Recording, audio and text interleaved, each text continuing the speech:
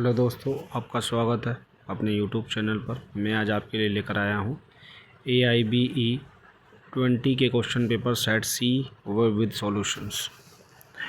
और ये आपके लिए बहुत ज़्यादा हेल्पफुल है। AIBE 21 के लिए बहुत ही इम्पोर्टेंट क्वेश्चंस रहेंगे। और अभी मैं आपके लिए सिर्फ कुछ ही क्वेश्चंस लेकर आया हूँ। और हालांकि आपको पता ही होगा, ये एक AIBE जो एग्ज़ाम होता है वो एक ओपन बुक एग्ज़ाम होता है। और आपको इसके बारे में पता ही होगा कि ये जो होते हैं क्वेश्चंस, ये MCQ होते हैं। तो no negative marking, plus point ये होता है कि कोई इसमें नेगेटिव मार्किंग नहीं होती है। तो इसे पास करना वैसे इजी तो होता है, लेकिन ओपन बुक एग्ज़ाम है।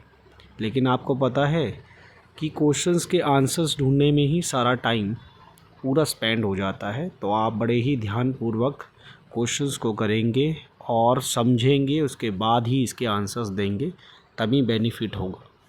अदरवाइज़ अगर आप, जिसे हम कहते हैं एक तुक्का मारना, तो तुक्का बिल्कुल भी ना मारे, नहीं तो आप इस एग्ज़ाम में फ़ेल हो सकते हैं। तो ध्यान देना मेरी बात पर, थोड़ा सा समझ के ही क्वेश्चंस को करना है आपको, ठीक है। चलिए इस वीडियो को अब हम आगे बढ़ाते हैं और आगे बढ़ाते हैं अपनी वीडियो को। पहला क्वेश्चन लेकर आते हैं।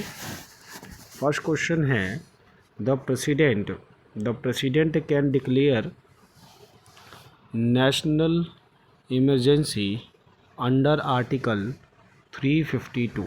अब ये जो 352 आर्टिकल है और विच ग्राउंड्स, इसके ग्राउंड्स क्या क्या हैं, तो इसके ऑप्शंस हैं वार, एक्सटर्नल एग्रीगेशन और आर्म्ड रेबेलियंस। तो और अगला ऑप्शन है economic instability, internal disturbance, state disagreement. तो इसका सही आंसर होगा ए। क्या सही आंसर है इसका? ए, वॉर, एक्सटर्नल एग्रीगेशन और आर्म्ड रेबेलियन। मतलब जो आर्टिकल 352 है, उनके जो ग्राउंड्स हैं प्रेसिडेंट के, तो वो war, external aggregation and armed rebellion से होता है।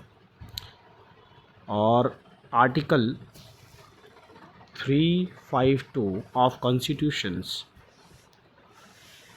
Of India, constitution of India, emperor empowers president of declaration national emergency. ये एक इमरजेंसी के लिए लगाया जाता है आर्टिकल 352, याद रखिएगा। इसके नेक्स्ट क्वेश्चन की तरफ चलते हैं। सेकंड क्वेश्चन है हमारा, under article 368 the constitution can be amended by the which majority. तो अगर आर्टिकल 368 है तो उसको कौन अमेंडमेंट कर सकता है, मेजोरिटी क्या होगी?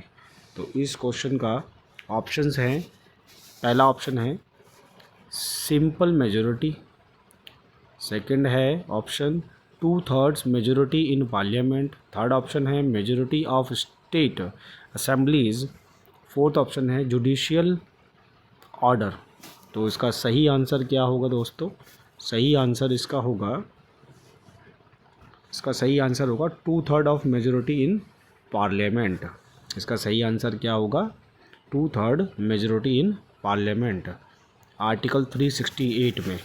और आर्टिकल 368 क्या डील करता है? तो article 368 deals power parliament to amendment constitution of procedure therefore. तो आर्टिकल, जैसे कि अभी आपने राघव चड्ढा जी के बारे में सुना होगा, ठीक है, वो भी इसी आर्टिकल से ही हुए थे। जैसे 368 डील्स द पावर, ये पावर देती है उनको। थर्ड क्वेश्चन की तरफ चलते हैं। थर्ड क्वेश्चन कह रहा है, which article of constitution abolishes untouchability. तो अनटचेबिलिटी मतलब आप जानते ही होंगे सभी, जो कि अस्पृश्यता होती है। अस्पृश्यता क्या होती है? तो आपने देखा होगा दलित वगैरह के साथ जो भेदभाव है, उनको ही अनटचेबिलिटी कहते हैं। तो ये कौन से आर्टिकल में आता है? तो आर्टिकल 17 के अंदर आता है। ये बहुत ज़रूर है, 100% ये क्वेश्चन बन सकता है, क्योंकि अनटचेबिलिटी पे काफ़ी क्वेश्चंस आते हैं और आते ही रहेंगे, क्योंकि अनटचेबिलिटी को भी ध्यान में रखा जाता है। याद रखिएगा इन चीज़ों को। मैंने बताया अनटचेबिलिटी किससे है, आर्टिकल 17 से। किससे है, आर्टिकल 17 से। चलिए थर्ड क्वेश्चन की तरफ चलते हैं हम अपने। थर्ड क्वेश्चन क्या कहता है, थर्ड क्वेश्चन कहता है, फोर्थ क्वेश्चन कहता है फंडामेंटल ड्यूटीज़। फंडामेंटल ड्यूटीज़, चलिए इसको देखते हैं। Fundamental duties were added constitution by which amendment.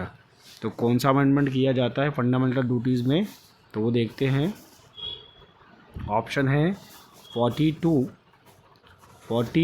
Amendment, 44 amendment और 73rd अमेंडमेंट और 74 अमेंडमेंट। तो इसका सही आंसर होगा, क्या होगा, 42 अमेंडमेंट्स। चलिए आगे चलते हैं क्वेश्चन की तरफ। और क्वेश्चन है हमारे पास क्वेश्चन नंबर 5।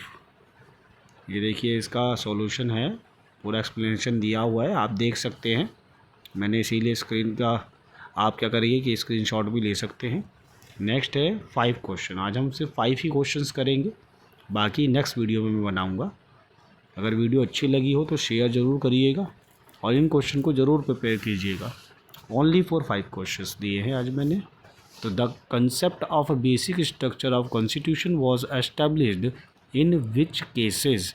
कौन से केसेस में हुआ था, तो गोलकनाथ केस, कौन सा है, गोलकनाथ केस, एक है गोलकनाथ केस, एक है केशवंदना भारती केस, या फिर मिनर्वा मिल्स केस, या एडीएम जबलपुर केस।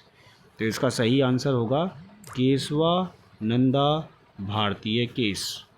अगर मेरी वीडियो बहुत अच्छी लगी हो तो कृपया लाइक एंड शेयर ज़रूर करें और मेरे चैनल को ग्रो करने की बहुत बहुत कोशिश करें, ताकि मैं अगली वीडियो आपके लिए इसके लिए और लेकर आऊँ। धन्यवाद।